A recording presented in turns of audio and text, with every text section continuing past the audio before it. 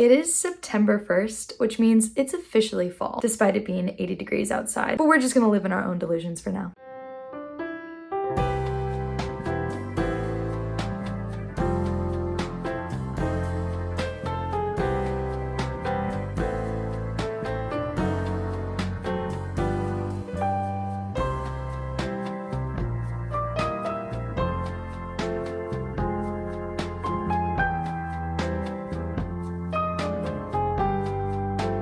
Chai is by far my favorite fall drink. Close second is a pumpkin white mocha from Starbucks. But let me know what your go-to fall drink is in the comments because I'm curious and I want to try some other cozy drinks this year. Hello, welcome back, or if you're new here, welcome to my YouTube channel. Hi, my name is Aubrey.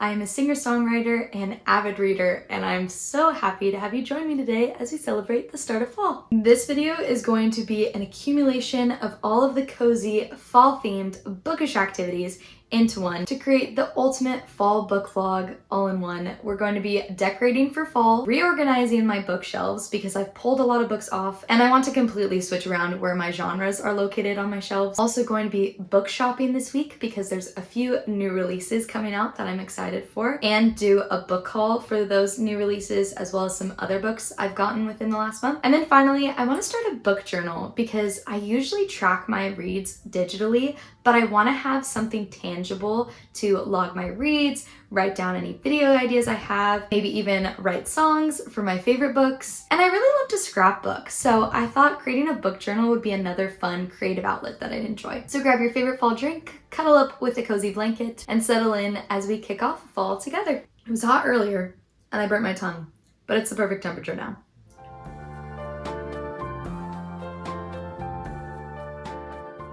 Okay, so we're gonna start by reorganizing my bookshelves because this is gonna require me taking off all of my books and then putting them all back. So this may take me a little bit, but this side has technically 2 more additional shelves. The last one is all of my music books.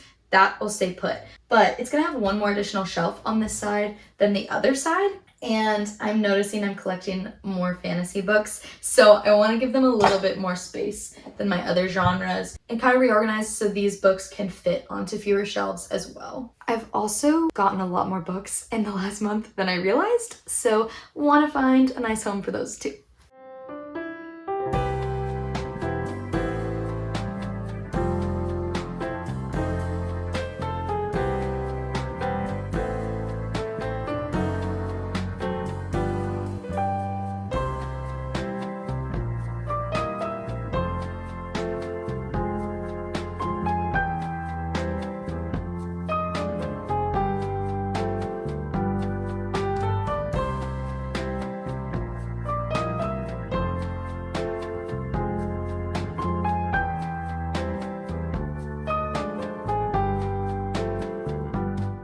And this is the fantasy side. Like I said, there's 2 left shelves over here because there's a bigger shelf for some of my instruments down here. So makes sense to switch it. Also, these top shelves haven't always been empty. They had books that were displayed, but I just recently pulled them down because they were my favorite reads and I was just talking about some of my favorite fall reads. So that is why that looks empty, but I think we're gonna actually move some of these books up and display books throughout rather than just at the top.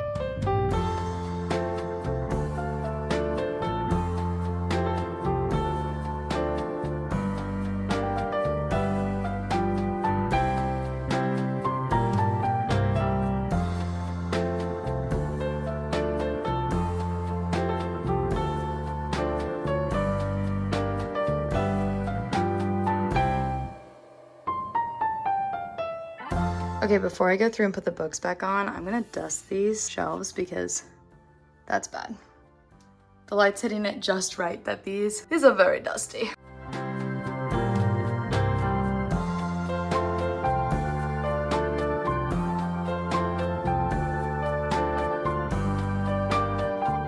It is getting warmer and stuffier in here the more I move, but that's okay. In an all black outfit with the sun heating up this room, but we're good. We're killing it. I guess now it's time to put all the books back. I think we're gonna put literary fiction up top, romance, I liked that order, sci-fi, mystery, thriller, dystopian in here, I'll figure out between those three what order I want. And then other side is totally fantasy.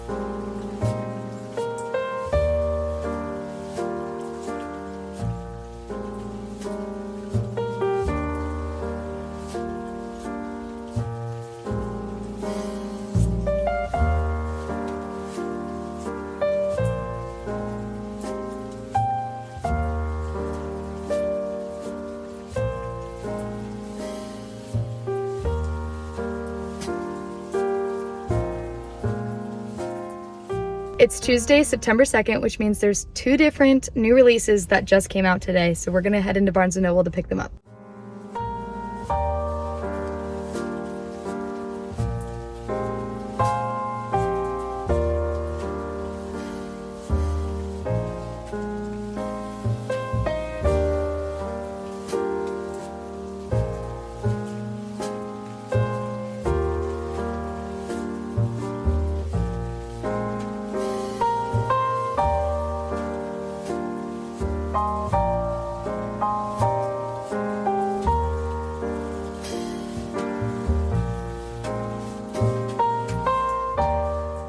So it's been about a week since I went book shopping, but I wanted to show you the books I've gotten here recently and over the past month because it's a decent sized haul. To start off, last week I picked up Rebecca Ross's Wild Reverence, which is the new book. It's supposed to be a prequel to her Divine Rivals duology, and that's one of my favorite duologies ever, so I'm really excited to step back into this world, and I picked this up from Barnes & Noble. I'm not a fan of sprayed edges that are just a plain color. I like designs more, but the real showstopper is the actual like printed cover, which looks beautiful. So I'm excited to read this book. And then I was originally going to pick up Fearful on that same Barnes & Noble trip, but they only had the Barnes & Noble exclusive edition and I wanted the black cover version to match my other books. So I just picked this up from Target today actually. Fearful, this is the novella that follows the final book in the Powerless trilogy, and I was not a fan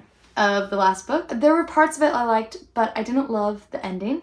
And I'm hoping that this gives a little bit more backstory and makes that last book have like an aha moment. I loved Powerful, the first novella she wrote for this trilogy, and I actually read it in tandem with Powerless, so reading them both at the same time I think enhanced my reading experience. And while I won't get to do that with this book, I am hoping that it explains some things. If you've read this trilogy, let me know what your thoughts are on the last book, because I feel like a lot of people weren't too happy with the way it ended, or at least they were confused. And then in addition to picking up a couple of new releases last week, I also went to Barnes & Noble a few days before that over the weekend with my husband and did not film it, but I picked up 4 books as a little reward for myself. One of those being Scythe by Neil Shusterman. This is a YA dystopian where it's a world with no hunger, no disease, no war, no misery, but scythes are this like one role that can end life. There's 2 different characters who are chosen to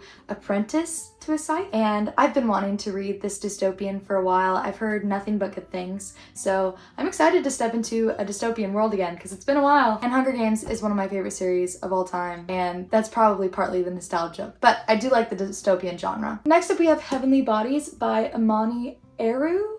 I don't know if I'm saying that correctly, but this was recommended to me on Book Talk. I have a couple of Book Talk friends who have just raved about this book. I'm kind of going into this blind and just trusting the recommendations I've seen. Then we have The Bone Season by Samantha Shannon. I have heard a lot of good things about this author, and The Priory of the Orange Tree kind of intimidates me, but I've heard great things about this series as well. So again, another book I'm kind of going into blind just based on raving reviews. And then we have Direbound by Sable Sorensen. Again, this is a recommendation I've seen online, specifically YouTube. Again, another fantasy romance, or romantasy as the kids say, and I'm really excited to read this book. The premise of it sounds really interesting. It has trials, enemies to lovers, sounds like it may even have a love triangle in it, so I'm super intrigued. And then we have the books that I've picked up over the course of the last month or so, one of them being Immortal Consequences, which I just found at Target and had seen that the reviews were good, but I haven't heard anything about this book online yet. And quite frankly, the beautiful sprayed edges also convinced me to purchase this book. But the premise itself sounds interesting. Welcome to Blackwood Academy, the legendary school located on the fringes of the afterlife. Once a pupil enters the academy's arch gate, there is no way out, except for the decennial, a once-in-a-decade celebration in which a single worthy student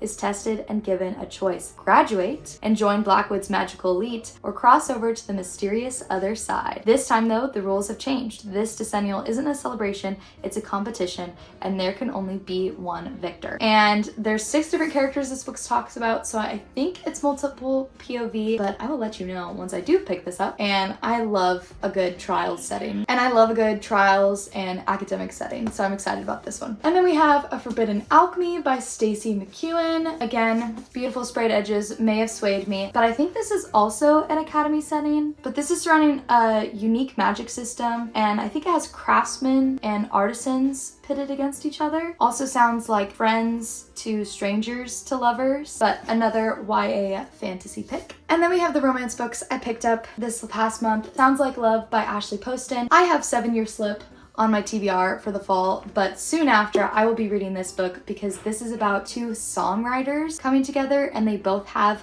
a melody that's been stuck in their head, so they come together to write the song to get the melody out. And as a songwriter myself, that premise just sounds super interesting and super sweet. And then we have 2 books I picked up by Rebecca Yarros herself, In the Likely Event and The Things We Leave Unfinished. I've heard great things about this book, and I believe this one is the one she said has been her favorite romance book to write, but I recently read The Last Letter by her and sobbed. I think is her most heartbreaking book, which I didn't know going in, but the romance was beautiful, the storytelling, her writing, I really enjoyed. The premise itself was heartbreaking, so would I recommend it? Sure, if you want to cry your eyes out at 2 in the morning like I did. But I'm excited to read a couple of her other romance books, especially because I love the Empyrean series so much. And so far, I've enjoyed her writing in the romance genre too. And that is all 11 books that I've gotten the past few weeks. I'm not planning on buying books for a while, so this is it for me. Hold me to it, please, because that was a lot. Just wanted to pop back on here real quick to say that Emmy Rossum, or What Emmy Reads, is the person who I heard recommending Direbound and watched her reading vlog that had this book in it and convinced me to read it. And then Book Talk Bren on TikTok. I don't know if she has a YouTube channel, but she's a smaller book talk creator, and she's the one that I saw reading this book and convinced me to pick it up. So if you want to go follow either of them, I'll leave their socials linked down in the description. Love both of their recommendations.